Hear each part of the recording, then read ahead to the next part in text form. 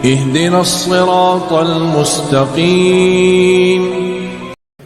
Assalamualaikum warahmatullahi wabarakatuh.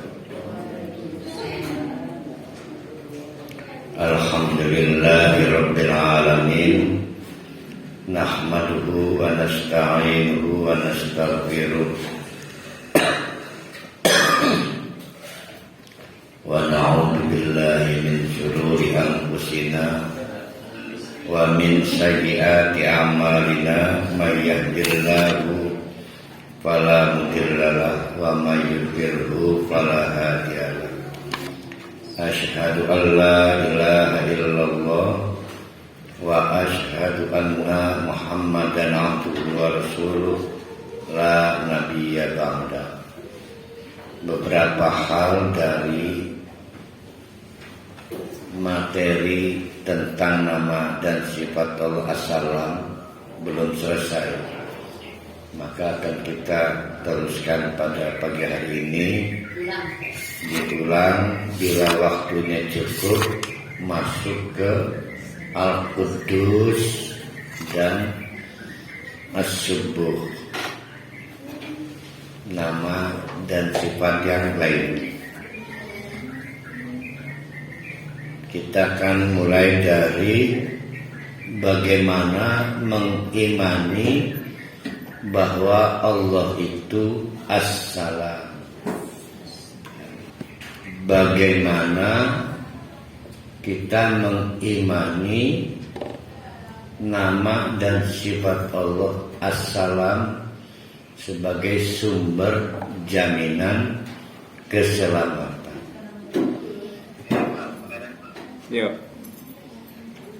Jadi yang pertama adalah membangun tawakal. Yang pertama membangun tawakal. Konsep tawakalnya itu yang harus kita sempurnakan. Bahwa tawakal tidak sebagaimana sering kita selama ini memahami tawakal itu di akhir.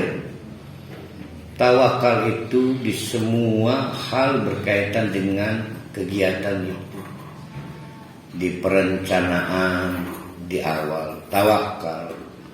Pada saat proses berlangsung ya tawakal. Pada saat hasil akhir mungkin kita kecewa, mungkin kita senang ya tawakal. Hasil akhirnya ternyata menyenangkan ya tawakal. Tidak menyenangkan ya tawakal. Kalau kita mau selamat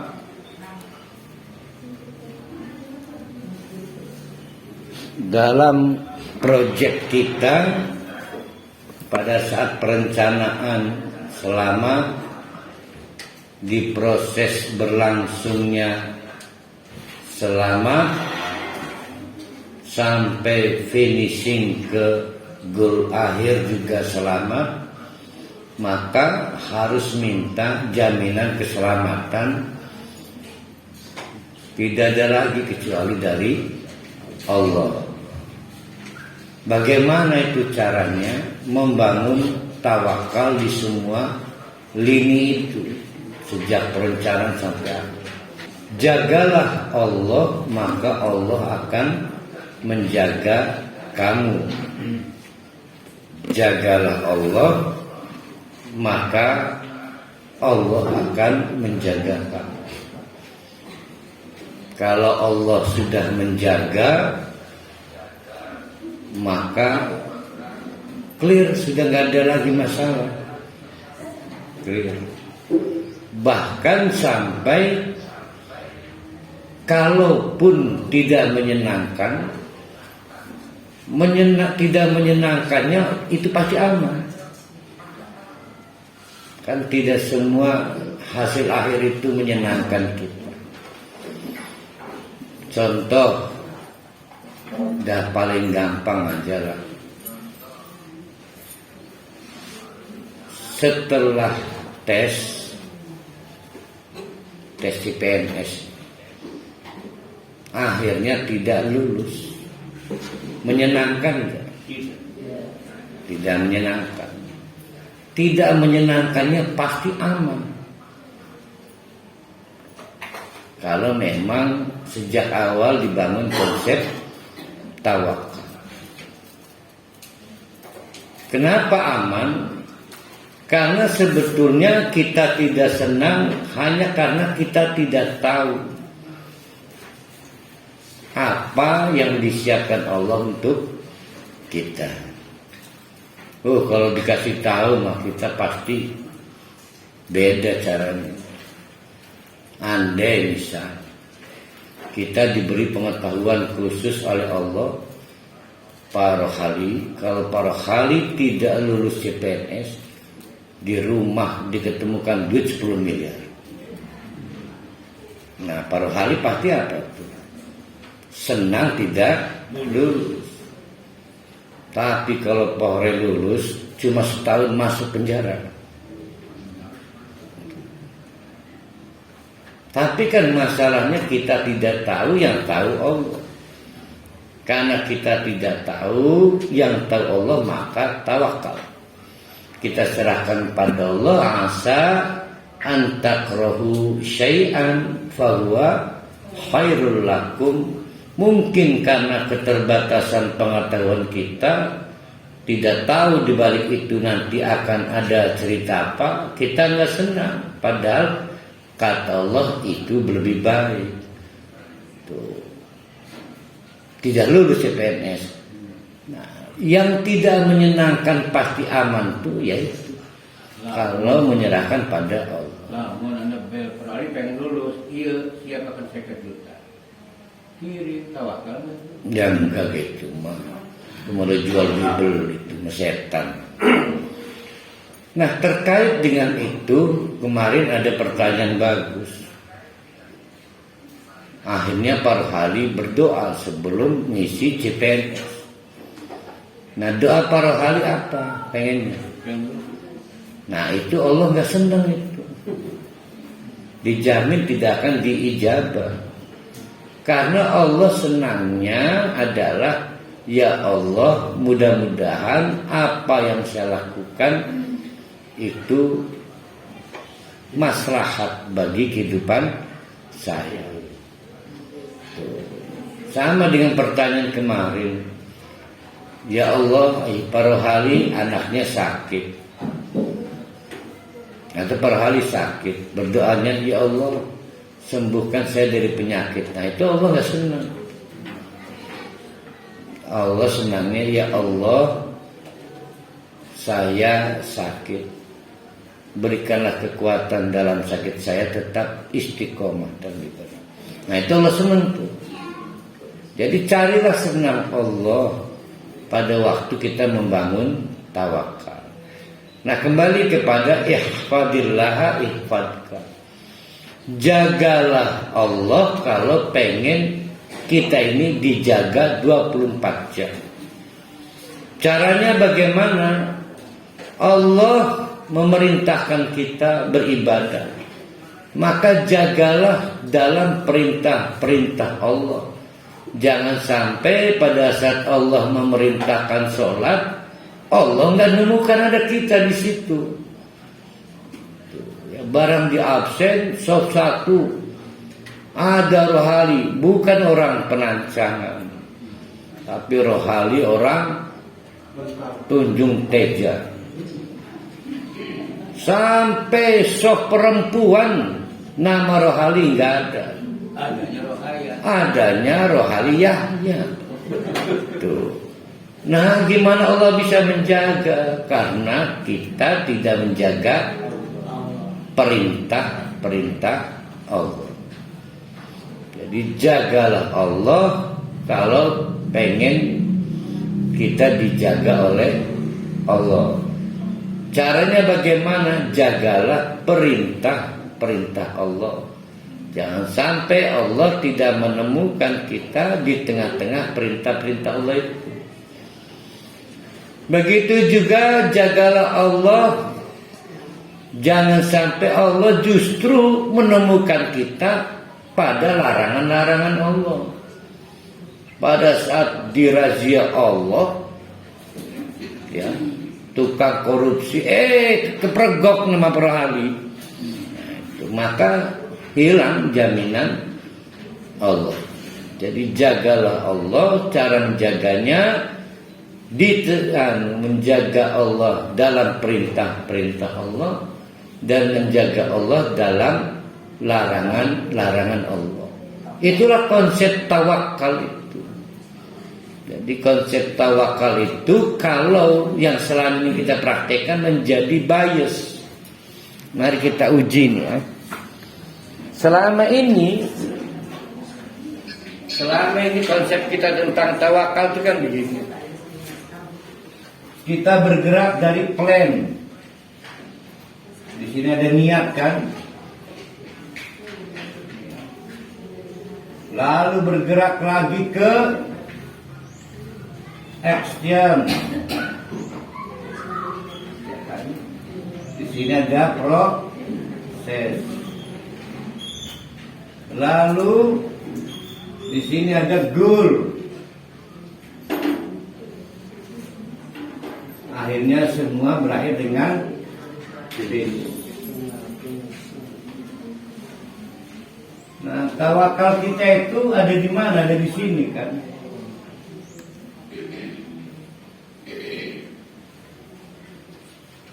Kita membangun tawakal setelah semuanya terlambat sudah menjadi bubur. Nggak ada masalah memang kalau sudah jadi bubur, mau kemana lagi? Jadi kita minta datang pada Allah. Yang jadi masalah datang pada Allahnya setelah nggak pernah datang sebelumnya, ya kan? Jadi pada waktu merencanakan tidak melibatkan Allah, pada saat proses tidak melibatkan Allah, giliran hasil tidak menyenangkan, baru datang ke Allah. Kita bilang itu tawakal. Nah itu namanya kurang ajar ya. Setelah semuanya broken baru datang pada Allah. Tapi ada juga iblis ngomong, baru juga merencanakan dan melibatkan Allah. Ya kan gitu kan dibikinnya kan opininya. Jadi kalau begitu melibatkan Allahnya kapan? Nanti kalau sudah ada masalah. Oh berarti Allah itu pemadam kebakaran ya. Nah itu konsep tawakal kita selama ini seperti itu. Katanya dasarnya adalah Faiza azamta fatawakkal Allah. Berkatanya ini lah, azam itu sendiri apa itu? Azam. Nah azam itu semua hal tentang keinginan kita untuk sukses kan. Semua hal, maka disebut tekad kan. Nah semua hal itu berarti ada plan, ada action, ada goal. Di mana tawakal itu ada? Di semua hal itu. Berarti di sini ada tawakal, di sini ada tawakal. Bagaimana membangun tawakal pada plan? Jagalah Allah. Kalau pengen kita dijaga Allah, berarti menjaga Allah sejak perencanaan. Pada saat proses juga menjaga Allah. Jangan sudah hancur baru datang pada Allah.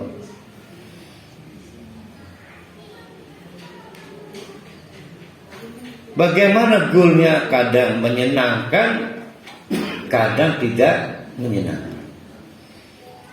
Andai kata goal pun dijamin sehat dan tidak berbahaya. Jangan dipikir ada sukses itu yang berbahaya. Contoh, akhirnya Pak Rohali lulus CPNS. Oh, keberak-berak kayak bocah cilik pelayan tabrak mobil mati. Ya kan? Primen yang perhali. Dia mau guring contohnya gitu amat. Ya artinya mudah aja lah, yang mudah-mudah. Artinya berhasilnya menyenangkan enggak? Menyenangkannya berbahaya apa selamat? Berbahaya. Tapi andai kata tidak menyenangkan hasilnya pun, percayalah pasti aman dan sehat. Maka miskinnya orang tawakal itu sangat aman, tidak berbahaya. Tapi andai kata terpilih jadi orang kaya pun sangat aman dan tidak berbahaya. Andai kata diberi sehat pun sangat aman, apalagi diberi sakit, nggak akan berbahaya, percaya. Kalau kita membangun tawakal dalam konsep ihfadillah yahfadka. Kok ihfadka saya? Kenapa didiemin aja?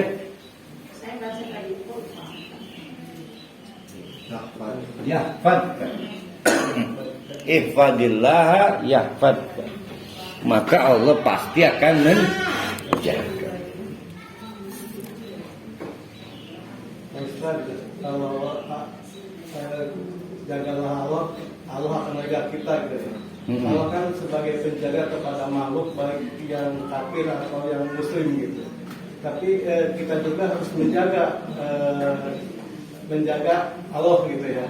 Jadi di sini mana yang lebih duluan, apakah kita sebagai makhluknya atau Allah yang sebagai pencipta atau sebagai khalik yang menjaga? Yang dimaksud menjaga Allah itu pawawannya telat menjaga perintah-perintah Allah. Jangan sampai kita pada saat adzan sholat kitanya nggak masuk, bolos. Ya, namanya nggak ngejaga Allah. Dan juga menjaga jangan sampai kita masuk daftar hadir larangan Allah. Pada saat dirazia tukang zina, ada nongol nama kita. Namanya nggak menjaga Allah. Nah, yang menarik yang pembuka pertanyaan, apakah betul penjagaan Allah juga untuk orang kafir? Enggak. Itu mah kasih sayang Allah kali. Kasih sayang Allah. Kasih sayang Allah itu tidak berbasis prestasi, tapi penjagaan Allah mau dikaitkan dengan prestasi. Makanya yang disebut Rahman itu belas kasihan. Allah ngerunyani, maka yang tidak sholat pun dapat rezeki. Kalau ini mah kinerja. Kalau kita menjaga Allah, ya Allah membayar kita prestasi. Yang kedua, bagaimana mengimani nama sifat Allah itu As-Salam, yaitu dengan membangun takwa kepada Allah. Jadi dari As-Salam itu turunnya 1 tawakal, 2 takwa. Nah, ini konsepnya gimana takwa ini?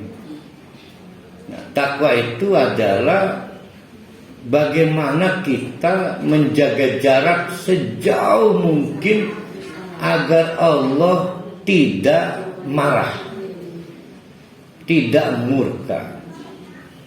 Apa yang bikin Allah marah? Apa yang bikin Allah murka? Kita jangan coba-coba dekat dengan sumber-sumber masalah itu. Baik pada saat merencanakan kegiatan, proses, ataupun pada saat finishing kegiatan. Jangan coba-coba memakai peralatan yang membuat Allah marah. Arab umroh, duit sing riba. Allah murka enggak? Murka, itu ada di perencanaan itu. Nah berarti pada waktu merencanakan dia nggak berpikir cari selamat, tidak pengen dijaga Allah, karena direncanakannya udah pakai riba. Udah kelihatan hawa nafsunya. Dia tidak menjaga jarak sejauh mungkin dari murka Allah. Nah itu, jadi takwanya di mana? Sejak plan, action sampai goal tetap bertakwa. Alhamdulillah ongkosnya sehat semuanya. Berangkat. Pada saat berlangsung umroh macam-macam kelakuannya. Ngedoa pengen tambah inilah. Rupanya udah dicatat jauh mah. Jadi ini orang bukan lagi takar pada Allah, lagi ngegotong misi.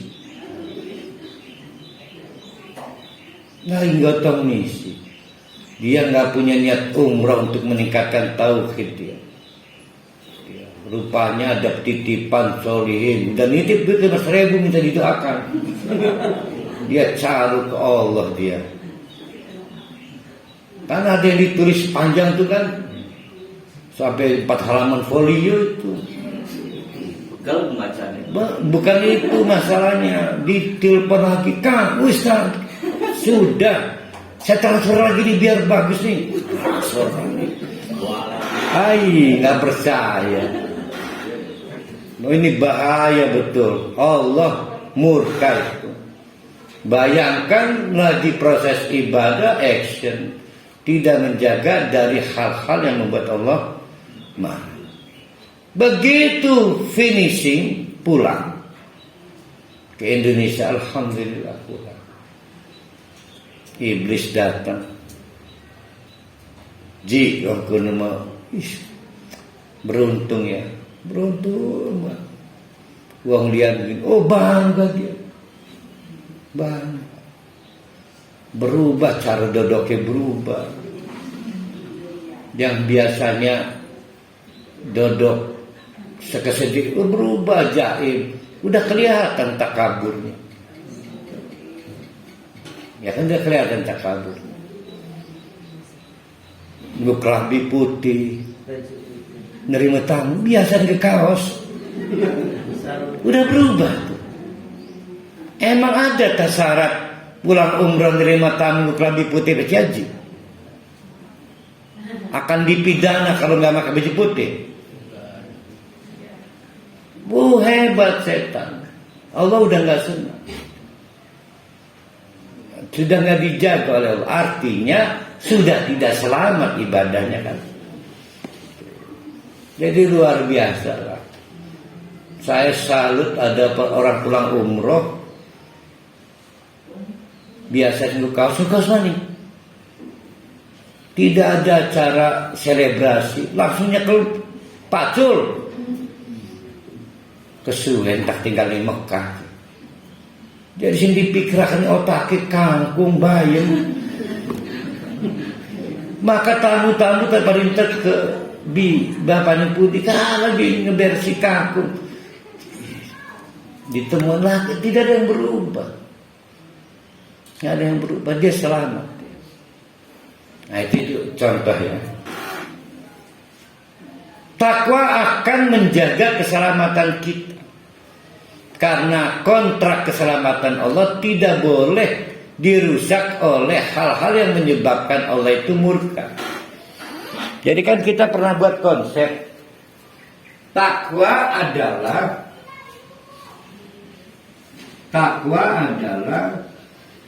sama dengan nilai, misalnya nilai takwa adalah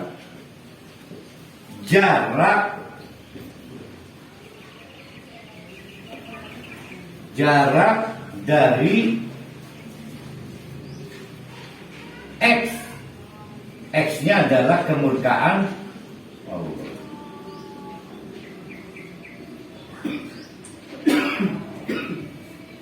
Ria, contoh ria, Allah murka enggak? Murka. Menjaga jarak sejauh mungkin dari ria. Apa faktor-faktor ria? Pulang umroh baju putih, peci haji, lamun wadon gelebrak-gelebrakan ya. Iskonis orang biasa, tandanya apa? Hanya hari itu doang dinggoni. Kisah membelajar mana kan? Dasar mana kan? Pokoknya selama menerima tamu bilang pemutihan kan. Kadang-kadang beringsang gitu, tapi lagi jadi pengantin dewek. Nah itu udah timbul rianya tuh. Nah berarti faktornya adalah baju segala itu. Buang semuanya, buang. Itulah nilai takwa kita. Nah, kalau kita malah mendekati ria, malah keselamatan hilang. Nah yang kita jaga apa sekarang? Amal umrohnya kan? Ya amal umrohnya kan? Bayangkan berapa juta itu bajan ini? Ya harus di diskon 32. Wah bayangin 40 juta. Alhamdulillah sampai Indonesia hancur hanya karena pamer. Lepas tidak dijaga Allah nilai umroh hanya karena sibuk nerima tamu. Sederhana nggak kejadiannya nih? Sangat sederhana. Nah, itu. Kalau kata saya misal itu kan ria di orang dulu wajar ketika orang pulang haji masa pakai apa soblong ketika dia Yang kita bicarakan bukan itunya, perasaan takaburnya muncul beriringan dengan ria itu. Wah kita bicara hati lagi nih. Ini lagi bicara hati, penjagaan Allah sampai hati kita. Nah, bayangkan Allah tidak mau menjaga nilai ibadah kita. Jangan penjagaan Allah dari tabrakan mobil baik, guys, peragat motor mau ya. Allah menjaga dari seluruh aspek, yaitu aspek amal, aspek fisik, aspek hati. Ini mah bicara 40 juta liau, nggak jadi amalan. Sekarang berapa? 42 juta Pak Roli? Iya. Oh, 42 juta sekarang. Sayang ya. Iya, amalan 42 juta tidak dijaga Allah, akhirnya hancur. Padahal sudah nyampe Indonesia. Nah itu yang dimaksud dengan penjagaan Allah. Karena kegagalan takwa. Sayang, ya semua ibadah juga sayang, tapi kan 42 juta. Salat makan nggak pakai 42 juta ya.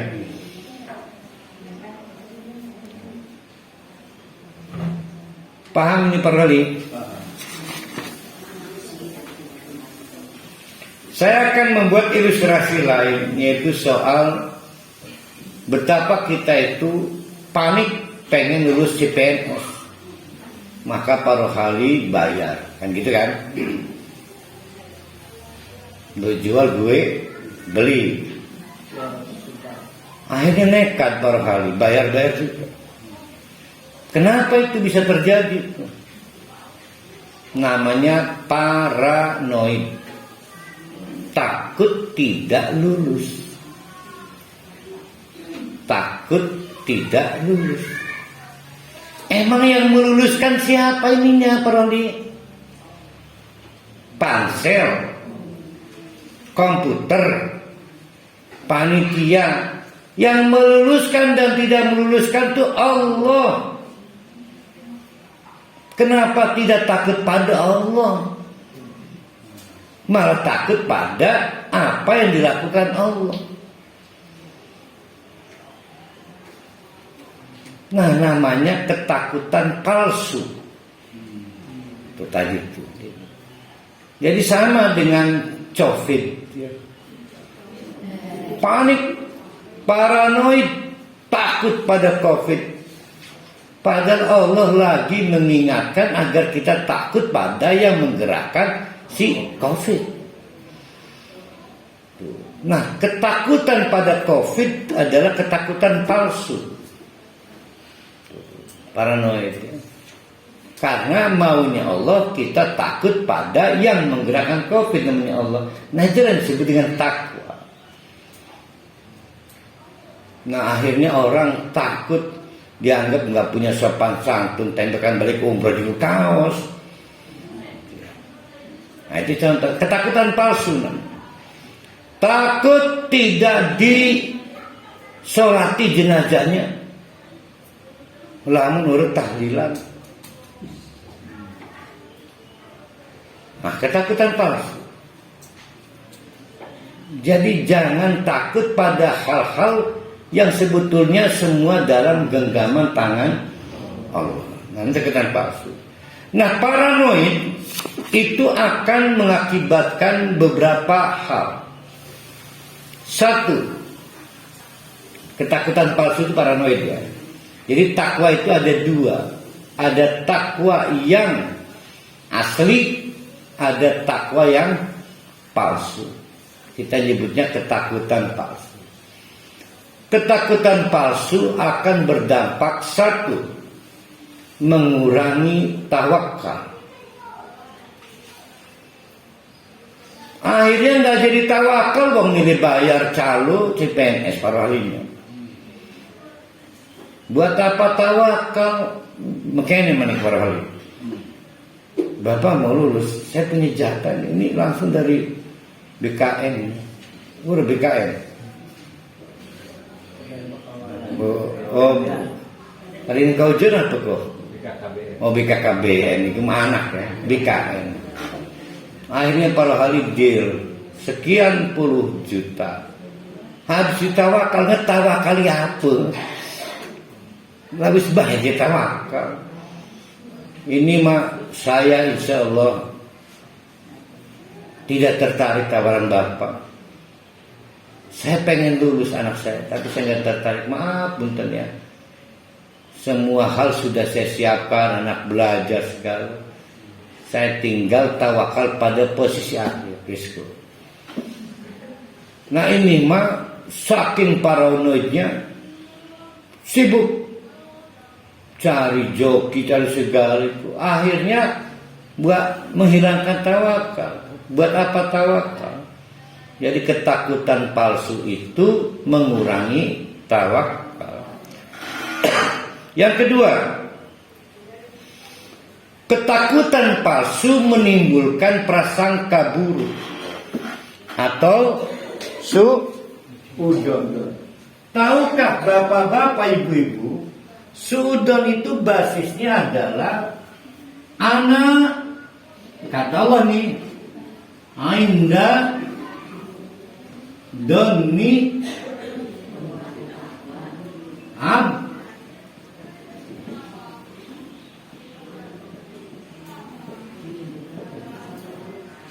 Suudon itu isinya ini. Jadi yang kedua, ketakutan palsu akan menimbulkan suudon kepada Allah. Suudon kepada Allah itu isinya adalah ana ainda doni abdi. Saya ikut prasangka kita. Kalau prasangkanya nggak lulus, kecuali pakai joki, maka prasangka ini berubah jadi doa. Ya Allah, nggak usah lulusin anak saya mau pakai joki. Itu logikanya begitu. Ya. Jadi namanya suudon itu ada di sini. Jadi jangan coba-coba mencurigai Allah dolim, nanti berubah jadi harapan. Ya. Jadi logikanya ya begitu, logikanya gimana lagi? Akhirnya banyak orang yang pengen sembuh, kesaketi dikejar.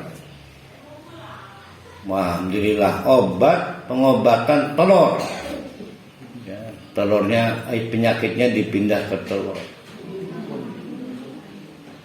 Bergerak jauh sampai sawarna. Karena prasangka buruk Allah tidak memberi kesembuhan. Krunya sampai sawarna. Sampai akhirnya pulang menunggu daftar antrian Ibu Dayak 3 tahun. Keburu mati punya Ibu Dayak 3 tahun. Kasihan, kayak nggak punya Allah dia. Nah, curiga Allah nggak serius. Nolongin saya, Allah nggak serius. Karena curiga maka berubah jadi doa. Doa Allah gak usah urusin. Saya lagi nunggu daftar antrian Ibu Dayak. Jadi pahamilah, prasangka buruk kita kepada Allah itu berubah menjadi doa. Kenapa? Karena Allah itu inda dhanni abdi. Allah ikut prasangka kita. Kalau prasangka kita buruk lah, Allah membuatnya menjadi buruk. Kalau prasangka kita baik, Allah membuktikannya menjadi baik. Jadi jangan coba-coba punya prasangka jelek jadi jelek. Karena prasangka itu adalah kekuatan doa.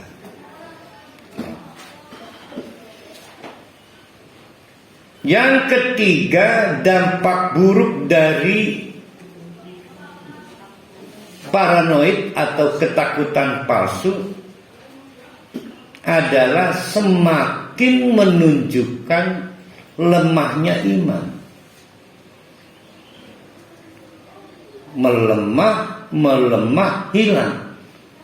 Lalu jadi kafir. Lah kafir nggak dijaga oleh Allah. Jiwawan, penjagaan Allah itu hanya untuk orang mukmin.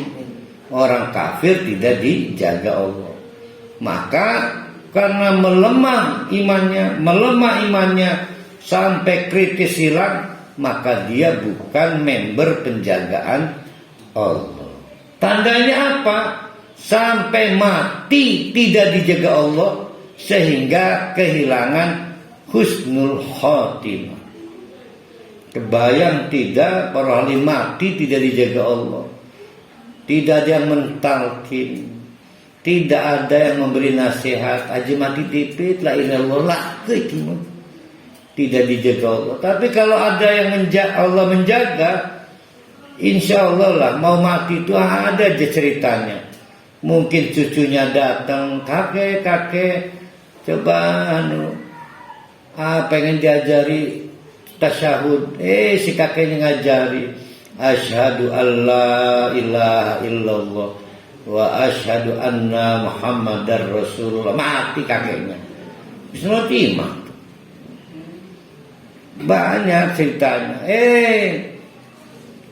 Si ditinggal Rabi ini sedinahan rapat. Laki nenek Umar. Karena bingung ya, akhirnya nyapu, ngepel, ngembah kelambi, ngegosok, masak. Rabi ini kaget, mati. Mati setelah beramal soleh, mempersiapkan hal terbaik untuk istrinya. Banyak cerita kalau Allah menjaga kita. Maka istrinya, ya Allah Pak, capek iya, tapi Papa senang Mama datang. Duduk mati. Nah, kalau pengen mati, masak dulu untuk istri. Jadi bahaya ketakutan palsu membuat iman kita defisit. Bahayanya penjagaan Allah melemah. Tahu-tahu ujung cerita hidup kita nggak akan dapat husnul khotimah, apalagi tiket ke surga nggak akan dapat. Setidak-tidaknya kalau kita berakhir dengan la ilaha illallah, tiket masih kepegang. Walaupun mampir dulu ke ya tempat gituan lah neraka. Mampir sebentar atau gagal masuk neraka karena kasihan kata Allah, kasih sahabat aja. Tapi yang penting tiketnya jangan hangus, tiket ke surga itu. Nanti kita akan nyampe ke materi, jangan dipikir hidayah itu sesuatu yang permanen bisa hilang. Jadi semakin menunjukkan kelemahan iman. Yang ketiga dari bagaimana mengimani, bunyinya tenda apa? Yaitu membangun husnudon, prasangka baik kepada Allah dengan mengucapkan subhanallah. Jadi konsep subhanallah ada di situ. Ya, nanti kita kaji di nama dan sifat Allah subuhun. Pernah kan siapa itu? Malaikat pernah pakai ini. Ntar dulu.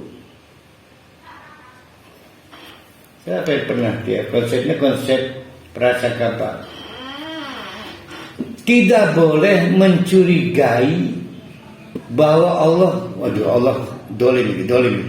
Dia Apa? gledek dia.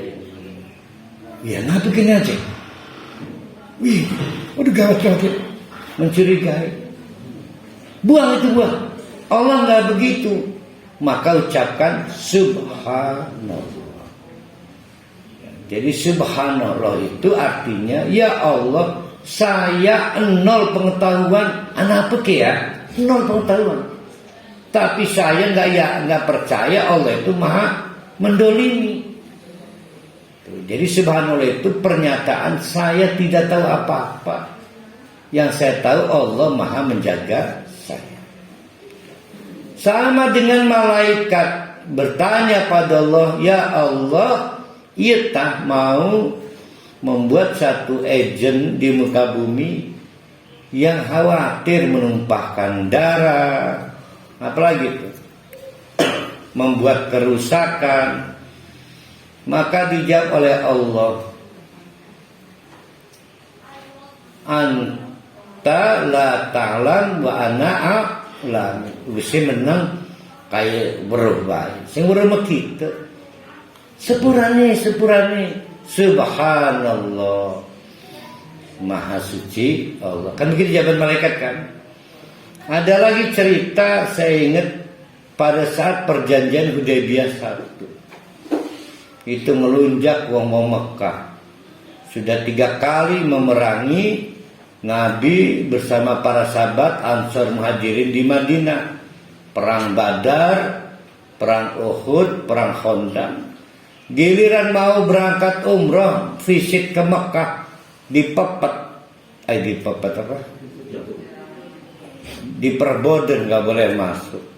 Itu minta buat perjanjian. Perjanjian Hudaybiyah. Yang letterletnya tidak boleh mencantumkan Muhammad Rasulullah. Kata orang-orang Mekah, yang saya kenal Muhammad bin Abdullah. Mereka nggak mau konsepnya yang bertanda tangan di bawah ini. 1, Abu Jahal, Abu Janda misalnya. 2, Muhammad Rasulullah, nggak mau. Maunya Muhammad bin Abdullah. Maka dikabarkan pada para sahabat yang sedang berkumpul menunggu pintu masuk Mekah itu, primen ke, subhanallah, subhanallah. Teriak-teriak itu, subhanallah, subhanallah. Mereka takut terjadi malapetaka karena sikap orang Mekah gawat. Maka dipekikan teriakan subhanallah. Jadi kalau kita enggak ketanjak ilmu, apa kayak geledekin ya? Apa begini? Subhanallah. Nah itu namanya husnudon. Jadi husnudon itu pembuktian diri. Nyerahlah, saya nggak tahu apa-apa, terserah Allah. Saya mah happy aja kalau diputuskan Allah. Banyak kan nabrak kucing, gemerek. Kenapa ya? Kenapa gini aja? Nggak punya pengetahuan kita ada apa nanti, hal gaib. Serahkan pada Allah. Subhanallah. Prasangka baik pada Allah. Tiba-tiba ada piring jatuh, pendir jatuh. Padahal nggak ada orang. Suami pergi, anak pergi. Oh, pikiran kita paranoid dasar ya. Ya kenapa kan ya? Kenapa kan ya? Kita nggak tahu akan ada apa. Berprasangka baiklah pada Allah. Buang itu teori-teori jahat. Ucapkan subhanallah. Itulah yang disebut dengan prasangka baik. Pahalanya besar. Paling besar. Sudah itu kita menyempurnakan. Sekarang melengkapi yang kemarin sampai angka 8. Yaitu tentang tingkatan hidayah. Hidayah itu ada hidayah ilmu, ada hidayah iradah, ada hidayah kudrah, ada hidayah amal, ada hidayah al-mani', ay istiqamah, ada hidayah sarfil mani'. Al-hawla itu nomor 6. Berarti 7-nya sarfil mani', yang terakhir hidayah salamatul minal bid'ah. Mari kita renungkan bahwa hidayah itu yang pertama mehong. Hidayah itu mehong, muahal. Satu barang unik, toko yang jual cuma punya Allah. Jadi dimanapun komoditas produk, kalau yang jualan cuma satu, hukum ekonominya gila-gilaan, mahal nggak ketulungan. Ya, saya sebelum berangkat nulis hadis panjang. Saya mau baca utuh. Ini cerita bagaimana Nabi tersungkur ya. Dia nggak bisa membantu pamannya meninggal mendapatkan hidayah. Ini membuktikan hidayah itu mahal yang ketulungan. Ani bin Musayyib, ini hadis cerita sahabat bernama Al-Musayyib. An abihi, dia saksi pada waktu ayahnya Aba Thalibin itu sekarang. Jadi Abu Thalib itu tokoh besar. Dia berada di dua sisi. Satu sisi mamangnya Muhammad, sehingga pro Muhammad. Satu sisi adalah dia pemimpin suku, sehingga dia juga pro Abu Jahal, pro Abu Lahab. Luar biasa, disegani oleh Abu Jahal. Andai kata tidak ada Abu Thalib, ditonjok Muhammad itu, dikeroyok. Tapi setiap kali usaha kemarahan itu diwujudkan sulit karena masih ada Abu Thalib. Kematiannya segera menyebar. Proses sekaratnya menjadi sangat penting karena di samping badan Abu Thalib ada anaknya Musayyab, ada Nabi Muhammad, ada Abu Jahal, dan ada Ubay siapa ya? Nah, kita baca.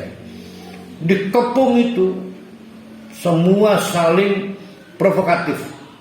Nabi Muhammad memprovokasi Abu Thalib agar masuk Islam. Abu Jahal nggak mau kalah. Kaya apa itu? Ya, saya ingat kisah-kisah ini terjadi kalau kita punya keluarga kebetulan non Islam, punya suami atau istri non Islam, saudara kandung kitanya Islam. Itu biasanya pada saat sekarat, terjadi perebutan. Keluarga besar pengen dia meninggal dalam keadaan Islam, Tapi istrinya kan bawa pendeta pasti. Pengen juga. Selalu begitu. Ini Abu Thalib unik. Anna Abu Thalib lamma hadaratul wafat. Ini adalah kisah pada waktu detik-detik Abu Thalib sekarang. Dakhala alaihi Nabi. Nabi masuk ikut dalam peristiwa sekarang itu. Wa indahu Abu Jahal, tapi udah duluan ada Abu Jahal di situ nongkrongin. Faqala, maka Nabi memelas, amma mama. Lamun nikahannya apa ya? Kan pontang mamanya. Paman aja lah. Pakde ya. Amma pakde. Gul, please tolong, la ilaha illallah. Tapi meneng Mbah Abu Thalib, matanya memandang Nabi Muhammad, tapi nggak mau. Ngelirik lagi Abu Jahal, terus bulak-balik, tidak ngerespon. Diulang lagi, amma la ilaha illallah, tidak juga merespon. Bukan sudah pikun, belum. Dia harus memilih. Aku pilih yang mana? Abu Jahal atau keponakan dia Muhammad. Sampai yang ketiga Nabi Muhammad mengatakan, amma, hei paman, kul, tolong ucapkan la ilaha illallah. Itu adalah kalimat uhajjalaka biha indallah. Biar nanti saya cari alasan. Yang penting mengucapkan la ilaha illallah pada saat nanti dihisab. Ini kata Nabi. Faqala Abu Jahal. Abu Jahal nggak terima karena terlihat Abu Thalib kayak mulai goyang gitu loh. Ya. Wa Abdullah ibni Abi Umayyah. Begitu juga asistennya, karena Abu Jahal bersama Abu Umayyah. Ya Abu Thalib, Abu Thalib, sejak kapan aturgubu an millata Abdul Muthalib? Sejak kapan kamu tidak senang pada agama kakak kamu, ayah kamu, kakeknya Nabi, yaitu Abdul Muthalib, yaitu agama menyembah berhala. Falam yazala, terus menerus kecoprak baikin. Yukalimanihi, dua orang ini ngecoprak baik supaya omongan Nabi nggak efektif. Itu ya, ngecoprak baik. Wa falam yazala hatta qala akhir syai'in, sampai akhirnya Abu Thalib di ujung ucapannya, kallamahum bihi ala millati Abdul Muthalib, saya memang penganut agama berhala. Plek mati. Kayak apa Nabi Muhammad? Nabi Muhammad bukan para halikin, duduk simana, duduk jamal. Topnya para nabi, topnya para rasul, gagal mengeksekusi mamanya sendiri agar bisa husnul khotimah. Membuktikan mahal, hidayah itu mahal. Ya. Namun faktanya, nah yang harus dipikirkan, iki apa ya Allah iki ya? Jasanya gede para hali Abu Thalib itu. Wah, di jasanya. Lah jasa para hali pada Islam apa? Bukan enggak ada ke. Enggak bisa dibanding-bandingkan. Tapi kok dapat hidayah para hali? Dibanding Abu Thalib, Saya Islamnya dari Bali. tetaplah dapat hidayah. Bandingkan Abu Thalib, jasanya besar nggak dapat hidayah. Nah faktanya hidayah itu mahal dan kita dapat hidayah mahal. Bahkan saking mahalnya ada yang harus berburu hidayah. Cerita Salman Al-Farisi. Jadi Salman iki sing cilik melik dipingit. Bapaknya ini demen Salman ya, sehingga tidak boleh bermain bersama teman-temannya itu. Di beladi apa sebutkan? Ya kayak anak kita kan orang dolan yang tetangganya. Bahkan tidak dapat izin nunggang sepeda, pengen bani royal oleh. Tidak banyak pergaulan dia. Bapaknya pekerjanya tukang sulet ibadah. Karena agama mereka agama Majusi. Agama penyembah api. Jadi kalau apinya mati, Tuhannya mati. Saya ngejaga api ini si bapaknya Salman Al-Farisi. Krunya Tuhan itu ya. Jadi Tuhan yang merepotkan. Bisa aja patung ku ngecat maning patungnya ngerepotaken Tuhan. Akhirnya suatu Daud pada saat Daud kan dewasa, mulai itu pikiran liar Salman timbul, pengen jalan-jalan. Maka ngerengek padanya, pegel rumah baik, pengen urus alam jatuh. Mana nih kebun bapak sendiri kan 10 hektar.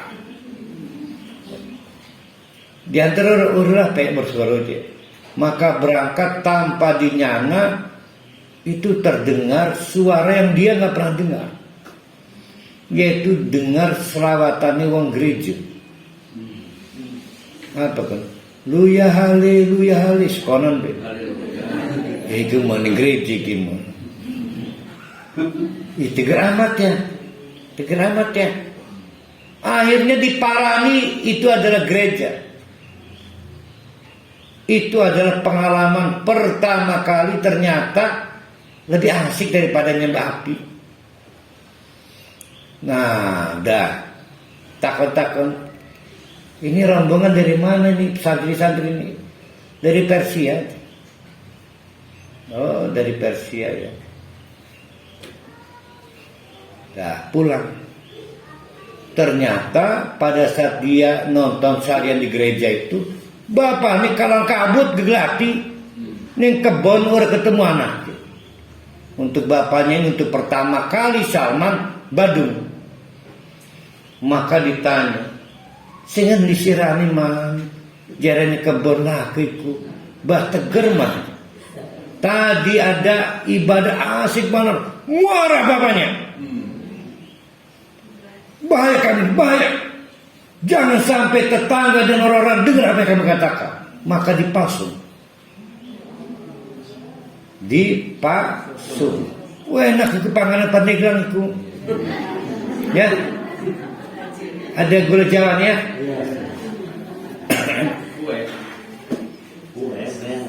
Nah, ditengok oleh pegawai bapaknya, pegawai perkebunan. Manggaran disir majak anjing ulah bapen ini. Enggak lah. Saya tetap mau ke Syria. Dia tertarik ke gereja. Pokoknya bantu AA. Kalau ada rombongan dagang ke Syria, mau ikut. Disanggupi oleh pegawai-pegawai itu. Dan terjadilah ada rombongan mau berangkat ke Syria. Maka dibantu dengan mereka kabur dari rumah. Ikut rombongan, perjalanannya sampai pada gereja di Syria. Oh, berat menjadi santri di gereja itu, tapi sayang disayang Salman Al-Farisi akhirnya tahu kenakalan pendeta. Rupanya pendeta ini open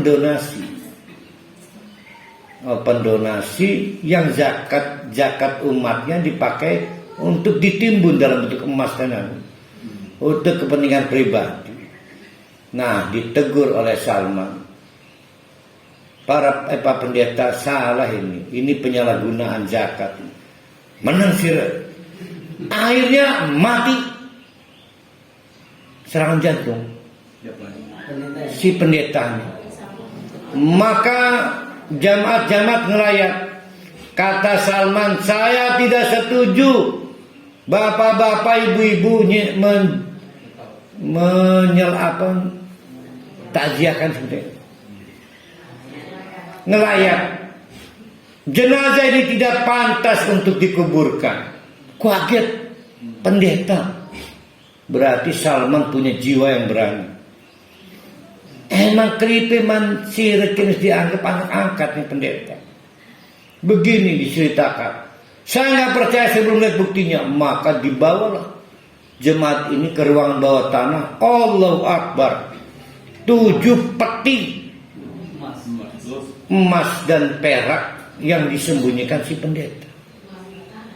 Maka jamaat ini akhirnya bersepakat untuk tidak menguburkan, tapi disalib. Maka Salman akhirnya meneruskan perjalanan sampai ke Irak,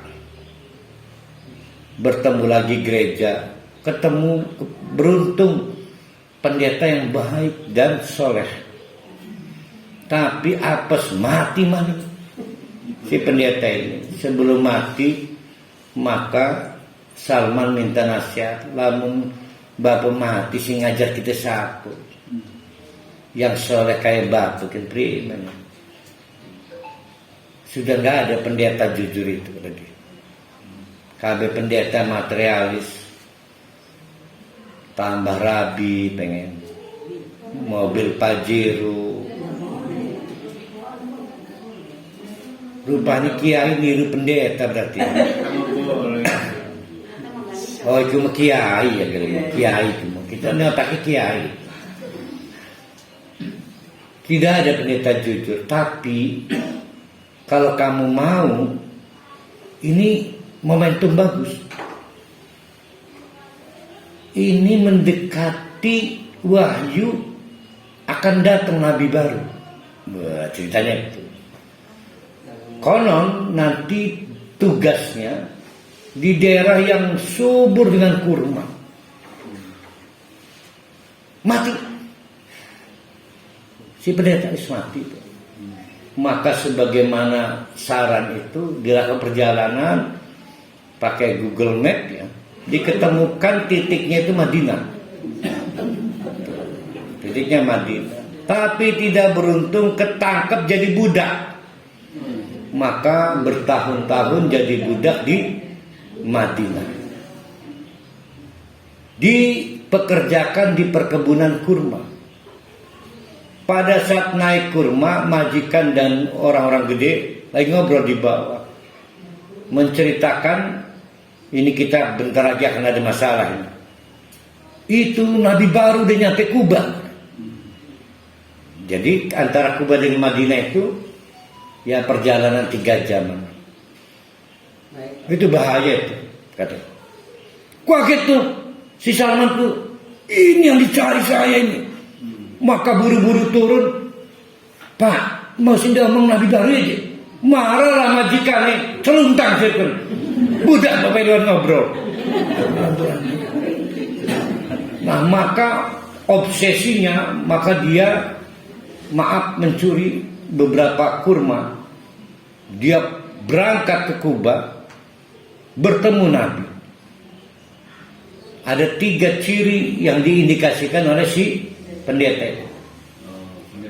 Kata Salman, Pak Nabi, ayo dengar ya. Saya bawa kurma terbaik dari hasil kerja saya.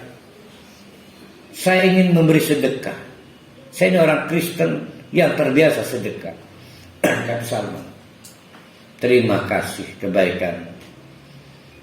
Tapi saya tidak ingin memakan infak. Ini adalah hak sahabat-sahabat. Kaget. Satu bukti kenabian sudah benar. Karena ini dari pendetanya. Jadi kata pendetanya, cirinya tidak makan infak, hanya mau makan kalau hadiah. Di gegernya ada setempel kenabian. Geger. Beda, kalau punggung lebar ini geger. Geger itu hanya bagian kanan atau bagian kiri. Pundak lebaran lah. Geger, makan jadi wong pontang garan. Udah satu bukti kenabian. Maka baliklah ke Madinah dan Nabi masuk Madinah. Berhasil masuk Madinah. Disambut oleh Ansor, jadi viral, jadi pembicaraan. Lagi-lagi Salman datang.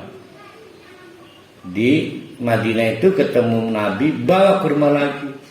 Kemarin saya kecewa lihat Pak Nabi nggak mau makan kurma saya. Maka saya hari ini datang bukan untuk infak, memberi hadiah untukmu. Terima kasih. Kalau ini saya mau makan, ditambah 3 biji sisa kurma terbaik itu dibagi-bagikan sahabat-sahabat baik Ansar maupun Muhajirin. Ini bukti kenabian kedua. Enggak pamit mah, enggak. Melipir, Nabi udah tahu mengenai Nabi ya. Kan dibocorkan malaikat Jibril bahwa itu Salman lagi cari bukti geger kamu. Anak apa sih, Man? Enggak apa-apa. Oh, akhirnya sama Nabi dibuka bajunya. Kuat. Ada tanda kenabian. Bentuknya kayak apa sih nggak tahu. Mampir aku tato mawar kan kamu. Maka dirangkul, ya Rasulullah, beri saya waktu untuk menceritakan perjalanan saya memburu hidayah. Jauh, berbulan, bertahun, beribu-ribu kilo. Pada waktu Salman bercerita kepada Nabi storynya itu, di sampingnya Ibnu Abbas. Maka hadisnya panjang riwayat Ibnu Abbas. Sampai ujung ceritanya, begitulah Abbas kisah saya memburu hidayah. Memang kata kuncinya memburu. Menarik. Bahkan saking mahalnya hidayah itu ada yang diburu. Lagi-lagi kita tidak punya hidayah, padahal kita nggak berburu. Oleh karena itu maka yang ketiga, jagalah hidayah itu. Ya, jagalah hidayah itu.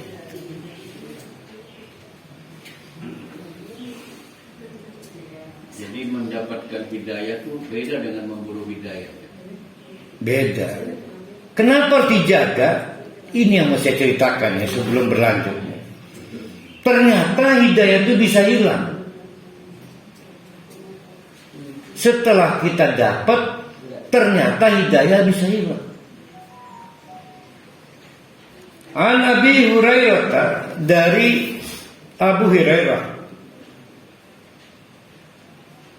qala Rasulullah sallallahu alaihi wasallam, badiru, ayo gancang. Badiru, ayo gancang. Bu Neng Yatinda mana?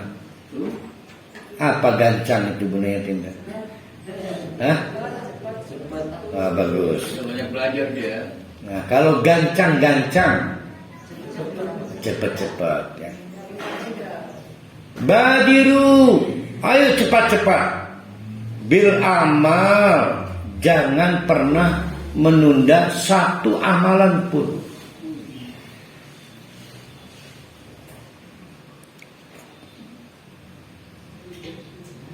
Fitanan, khawatir timbul fitnah.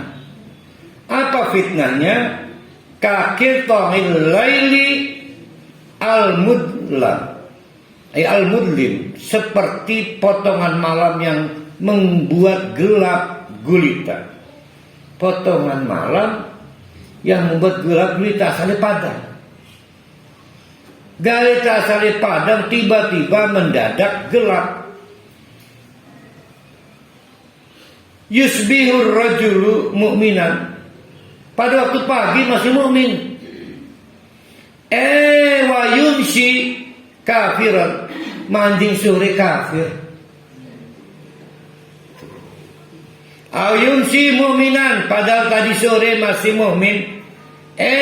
Tangi-tangi wa yusbihu kafirun. Barang tangi subuh mendadak kafir. Kenapa itu? Ternyata yabi'u dinahu bi'aradin minadzam. Dijual murah itu agamanya dengan harga yang sangat murah dan penuh dosa. Jadi hidayah itu bisa hilang. Hidayah itu bisa hilang hanya gara-gara nyogok CPNS. Dijual dengan harga murah. Nah, bagaimana caranya supaya menjaga hidayah? Ini teori menjaga hidayah. Kemarin kan bagaimana menjemput keselamatan, yaitu dengan ittiba kepada hidayah. Sekarang menjaga supaya hidayah itu permanen. Karena kalau hidayah hilang, keselamatan hilang. Yaitu dengan tidak boleh menunda amal. Kalau sholat tidak boleh menunda sholat. Infak pokoknya jangan ditunda. Dijamin hidayah tidak akan copot. Setiap kali penundaan itu ngebatin waktu. Contoh, sholat asar hari ini jam 12 selesai sholat asarnya berapa jam lagi? 3 jam lagi.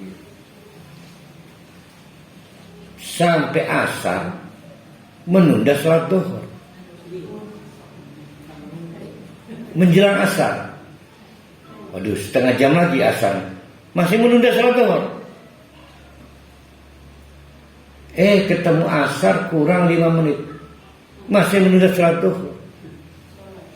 Berarti sudah nggak menjaga berita Allah. Apa yang akan terjadi? Allah tidak menjaga hidayah. Bisa jadi kafir. Kekafiran pertama tiba-tiba ada nasab, yaitu kafir meninggalkan sholat duhur. Begitu dia nyaman tidak sholat duhur, masuklah fase kafir. Wa yumsi kafir. Dan belum tentu kembali lagi. Kita nyebutnya disorientasi waktu. Itu kesengajaan, perlu. Pokoknya mekonon kesambet waktu. Sehingga acak-acakan. Begitu maghrib ngomong Rabi ini, mah ambilkan sarung, mah apa-apanya, sholat duhur. Sudah ngacu dia. Bukan pikun, bukan. Linglung. Bayangkan linglung pada posisi kafir. Lalu didebat oleh Buniati Endang. Ustaz kan linglung gak dicatat amalan. Kita bicara akhirnya. Sebelum linglung apa? Kafir. Sebelum linglung kafir. Sebelum mati apa? Kafir. La yasul hati. Itu yang disebut dengan yusbihu mu'minan wa yumsi kafir. Ngeri. Yang jadi masalah kapan lindungi surah ini pun nggak tahu kita. Lalu sampai mati linglung primen kok. Ya betul selama linglung nggak dicatat, tapi kita bicara sebelum linglung apa dia ini. Jadi selalu saja kita berdebat, Ustaz. Orang gila mah kan nggak dicatat. Iya, sebelum gila dia siapa? Sebelum gila itu dia siapa? Jadi strategi menjaga hidayah kan urut-urutannya begini ya. Saya membuat supaya rapi. Kadar keselamatan dari Allah asal ini kini malah hilang. Dibusak ya. Dingin. Kadar keselamatan itu berbanding sama dengan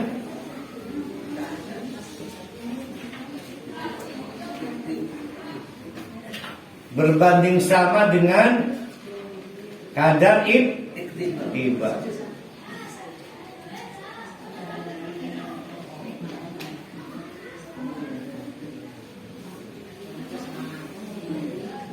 kadar itibanya.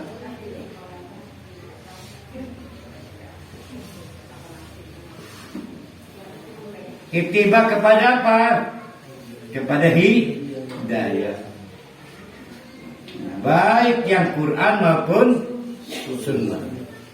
Berapa kekuatan itibanya? Lah ngaji baik bolos baik lah orang kuat di kadar. Ngaji males, infak males, tuku buku males, tuku data kena YouTube males. Duit data nonton lagu baik. Wis tua main game baik. Semakin kuat kadar itibanya, semakin besar kadar keselamatan dari Allah. Yang kedua, kadar hidayah berbanding sama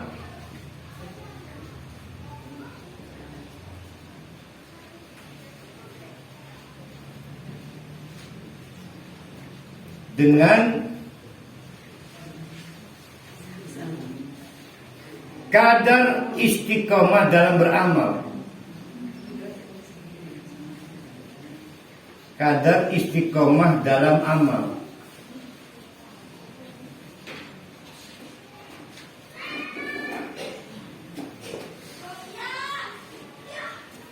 Padahal istiqomah kan udah dapat duluan dalam hidayahnya kan. Salah satu hidayah itu hidayah istiqomah. Udah dapat istiqomah, males. Menunda. Yang paling sering ditunda infak. Tiba-tiba ditunda, dimiskinkan oleh Allah. Tidak dijaga kekayaannya oleh Allah. Berarti dimiskinkan terlambat. Baru pengen infak udah miskin. Terlambat.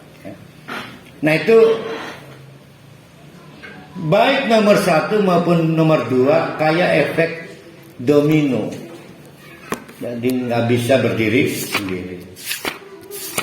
Nah kita akan mencoba memanfaatkan waktu lumayan masuk ke nama dan sifat Allah yang sebetulnya ini adalah efek. Tadi kan kita bicara husnudon dalam perspektif baru, suudon dalam perspektif baru. Isinya adalah curiga ke Allah.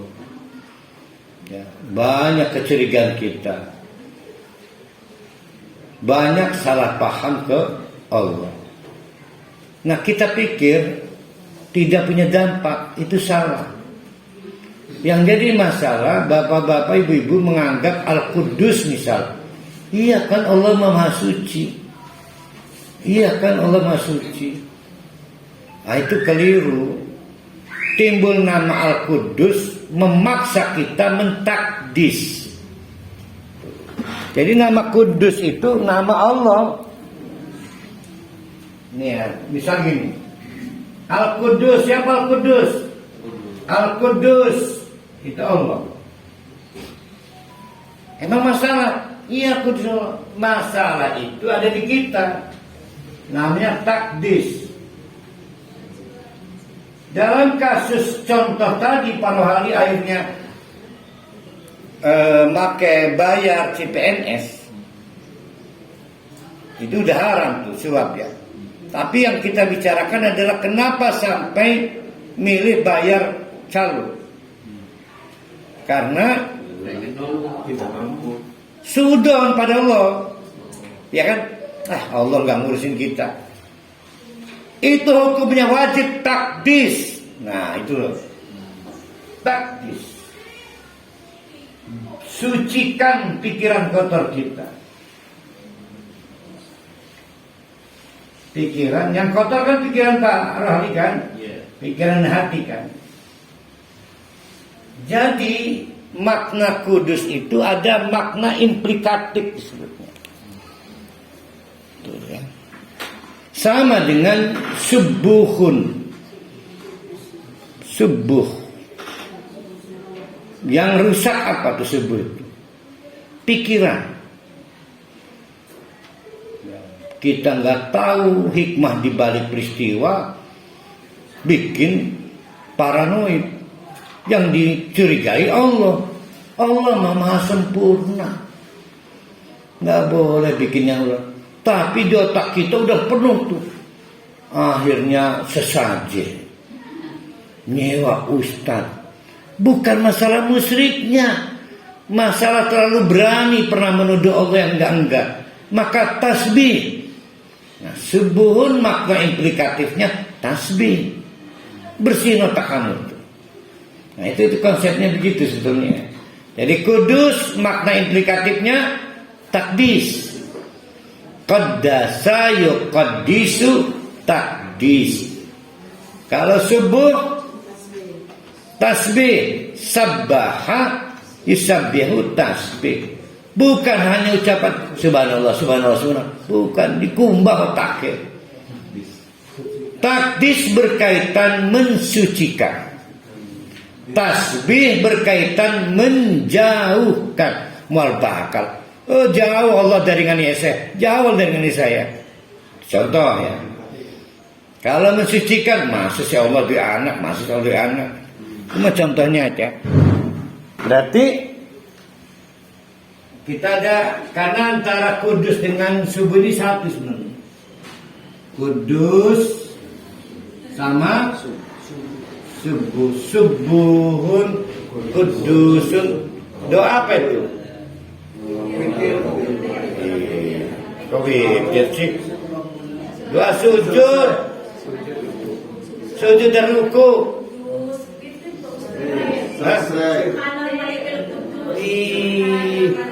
Subuhun kudusun kok. Wirid. Yang dipahami gitu Ustaz. Kudus. Doa tanawuk boleh memilih untuk sujud maupun boleh pilih doanya itu boleh. Sujud dengan ruku, sujudnya pakai apa? Nah, boleh milih dengan tanawuk, namanya pilihan. Salah satu pilihannya subuhun kudusun. Oh, kebiasaan subhanakallah ya? Ada enggak yang enggak baca subhanakallah? Enggak baca subhanakallah, enggak baca subuh, ada enggak? Ada yang enggak pernah sujud. Nah, ini turunnya menjadi takdisun.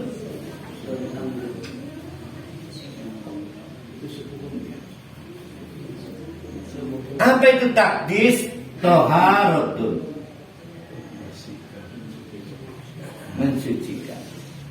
Nah, ini turunnya adalah tasbihun. Apa itu tasbih? Ibadun, menjauh. Kita ngomongnya berbakal, itu ibadat ya. Masih sih paro hari ngebentak mal bakal bager paro lima itu nih ibarat. Kalau tas dik itu kita rehabilitasi nama. Biasanya napi ya. Wih, Masya Allah begitu. Enggak begitu. Enggak. Bersihin nama Allah tuh. Jadi orang-orang kafir itu ngelunjak ya. Allah itu punya anak. Karena punya anak mungkin ada faktor genetik mirip Allah dong. Ya kan? Bahaya. Sama bahayanya kita nyanyi Arab.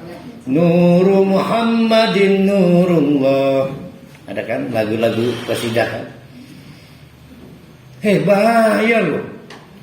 Masa cahaya Muhammad adalah bagian dari elemen cahaya Allah? Nggak boleh. Berarti dia ngambil unsur dari punya Allah. Itu sama dengan anak Allah. Nggak boleh. Itu contoh. Bersihin. Namanya takdis. Karena Allah Al-Qudus. Nah, kalau ibadah, ini Allah nolong saya enggak ya? Allah nolong saya enggak ya? Apa masalahnya? istri saya sakit. Jangan begitu. Jauhkan pikiran kotor itu. Namanya tasbih. Nah, mengucapkan subhanallah. Subhanallah, jendela mata otak ya. Pira aku Allah nganiaya saya. Istri saya sakit, maka berdoa, ya Allah, sembuhkan saya. Salah doa sembuhkan istri saya itu. Ya Allah, berikanlah yang terbaik untuk istri saya. Ternyata yang terbaik mati. Insya Allah matinya istri itu sehat buat para rohani. Misal ini ya. Itu contoh.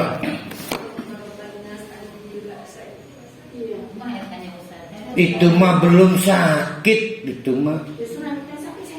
Itu mah kita yang nengok. Doa penjengukan, bukan doa suami istri yang sakit. Kita menjenguk, kita bukan para pihak. Doa pelayat itu. Kita mengedoa, ya Allah, hilangkan panu dari saya, jangan. Ya Allah, mudah-mudahan panu ini yang terbaik dari ini. Jadi Allahnya senang. Kenapa ibarat? Kenapa ibarat? Ini udah boleh dibusuk ya. Nun. Ayub juga ketika punya penyakit yang sudah lama itu orang dikaitkan sakitnya dengan ibadahnya memang. Nah, itu keren tuh saya Ayub tuh. Ya, jadi sakit ini sudah mengganggu ibadahnya. Iya, itu yang digarisbawahi dari Ayub tuh. Ya. Ya, dia membicarakan saya pengen ibadah dengan normal, bukan soal sakit, bukan.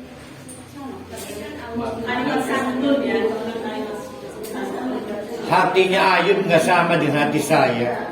Saya mah pegel berobat, Nabi Ayub mah pegel pengen ibadah normal. Beda hatinya. Hah? Bukan harus kejujuran hati. Saya mah modus ngomong begitu tuh. Beda lah. Nah sekarang mana tasbihnya nih? Tasbih. Kenapa Allah harus dijauhkan dari hal-hal yang gak masuk akal? Karena laisa kamislihi syai'. Jauhkan. Ini orang kalau kita nggak ngasih kue, nggak mau nolong kita, maunya disuap aja orang itu, baru ngelantik. Kita punya jabatan. Wih, berarti Allah juga butuh sesajen ya. Emang Allah manusia? Jauhkan. Jangan sama-samakan Allah dengan manusia. Itu mah pawakil kali, bukan Allah itu mah. Karena laisa ka artinya seperti. Misal seperti kaya di bae berarti kan 2 kali kan? Pengulangan seperti itu berarti bitakid. Berarti kalau kita artikan bahasa Pontang, kaya nih bayur. Mirip aja enggak? Biar 2 kali gini miripnya gimana caranya? Oh ya, mirip aja enggak paling sama. Kok, bener kok. Jadi ngukur Allah dengan pengalaman manusia. Oh ngedan. Jauhkan. Subhanallah. Ya. Jadi akhirnya ya kan sesajen. Dah. Pengalaman saya Wali, ada orang cerita katanya. Itu kalau ke Pak Wali nggak di demo, nggak direspon. No demo, no respon. No viral, no justice. Maka pasang aksi. Buat undangan istighosah biar direspon Allah. Emangnya Allah Pak Wali kudu di demo baru diijabah doanya? Teorinya kan. Maka istighosah akbar. Semakin banyak biar Allahnya goyah. Oh itu bahaya itu. Ibad. Jauhkan. Oh, itu. Nah yang dibersihkan itu jadi mana tuh? Jadi kalau ini nih objeknya adalah perbuatan Allah. Jadi laisa kamitslihi. Ya benar. Ini perbuatan Allah. Kalau ini zat Allah.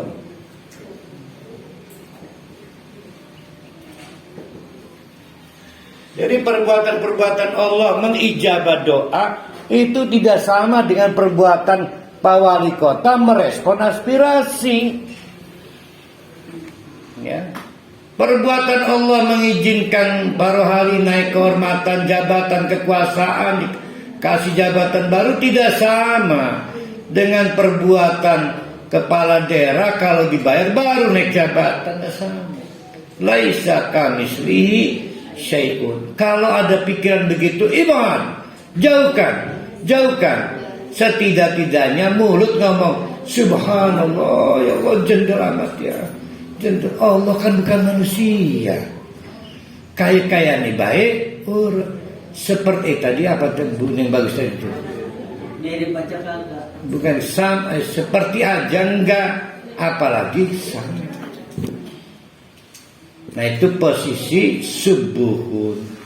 Kudusun takdis toharoh, bukan perbuatannya. Ini zatnya. Allah punya anak ya kali ya. Berarti anaknya kan ada turunan Allah, genetik. Wah bahaya itu. Adalah Allah mah sulit hubunginya, mendingan lihat anaknya aja lah. Akhirnya rupanya ada yang mencari cara mempraktekkan anak Allah. Kiai, ustadz urusan lewat kitab bisi. Namanya wasilah. Namanya tawassul. Agen Allah. Berarti yang dirusak apanya itu? Zat Allah, seolah-olah Allah punya agent. Allah itu nggak punya anak, nggak punya sahibah, nggak punya pasangan. Nah, itu contoh dia. Allah maha mendengar. Mumpung lagi rame menarik Allah kerungu. Nah emangnya manusia kalau frekuensi terganggu maka tidak fokus untuk menangkap suara, maka digawe tetabuhan supaya Allah tidak mendengar obrolan jelek kita. Digawe tetabuhan bengen kita. Bahaya itu menganggap Allah secara zat sama dengan manusia. Wah bahaya. Tapi kita makan enggak. Wong bengen itu. Wong bengen itu begitu ya. Tetabuhan sekali wallahu alam.